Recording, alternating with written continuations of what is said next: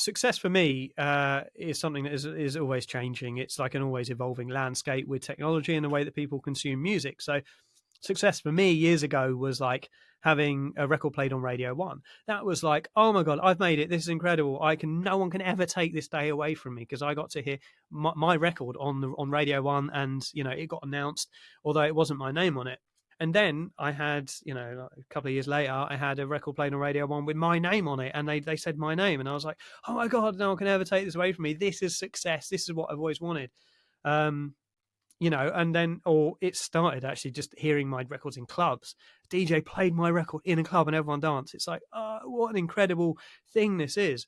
So for me, it's like they're incremental and the goalposts keep changing. I still get really excited when I hear my record in a club.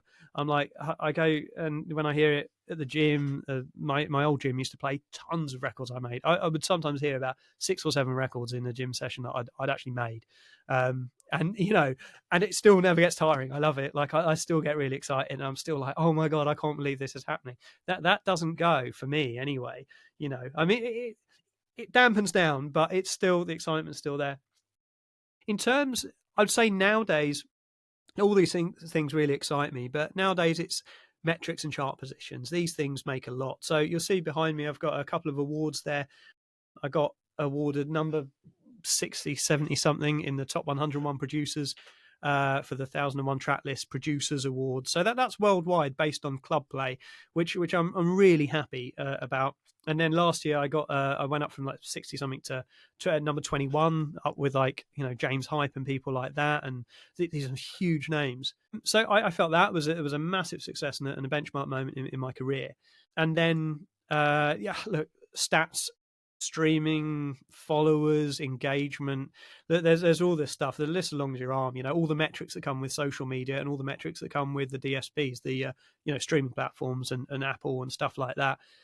And it's a bit of an obsession of mine to look at all the the metrics on like club play, to look at all the followers and all these numbers. I find it's a bit of an ego boost, because luckily it's a number that only increases, it doesn't go down. So I feel like it's always gaining, and it keeps me sort of satisfied. Even if the number's not that big, I'm like, I still get excited. Oh, someone played my record. Oh, it's hit 1 million streams, or it's hit 15 million streams, or it's hit whatever. Each increment I feel like is something that's valid and valuable. So I try not to get too hung up on having any goals or any like, oh, it's not good unless it's this.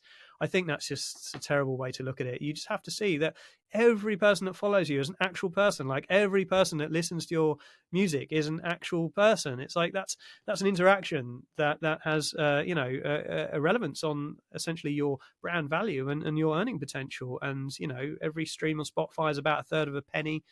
That's all money in the bank. So I think you kind of need to see this as for what it is, not for what it's not, because we can spend our days just comparing and despairing and go, oh, they've got 100 million streams and I've only got 20 million streams. But whereas before, 20 million streams would have been like, no way, I couldn't believe I have that many.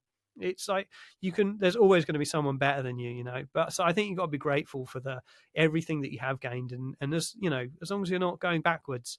If you start losing lots of followers, then, well, either you bought some or you're doing something that you might need to reconsider or re-strategize. But generally, these numbers only go up, and you should, and just being grateful for those and seeing those increase is my mark of success. If that goes up every year, then that's brilliant. Then I feel like I'm doing the thing I want to be doing. I'm getting paid to do something I love, and I'm getting appreciated, and people are appreciating it by streaming, downloading it, and playing it. That's successful to me. Look, I had one goal. I suppose I said I don't have goals. Would love to be nominated for a Grammy or win a Grammy. Maybe one day, who knows? I'm like a voting member on the board. Not on the board, sorry. I'm like a voting member of the Grammys. And that's my kind of first step to having a nomination or like being shortlisted or whatever. So yeah, that would be ideal. But I also, these things happen. It can be very, very random, and it'd be something you did 10 years ago that suddenly gets a part of it gets sampled and it gets nominated. You never know when it's going to happen or where it's going to come from. So I'm grateful for every little bit of success along the way. Is exciting every time I get approached by someone I respect who I've not met before and get asked to work with them, I'm like, oh my God, I'm living the dream.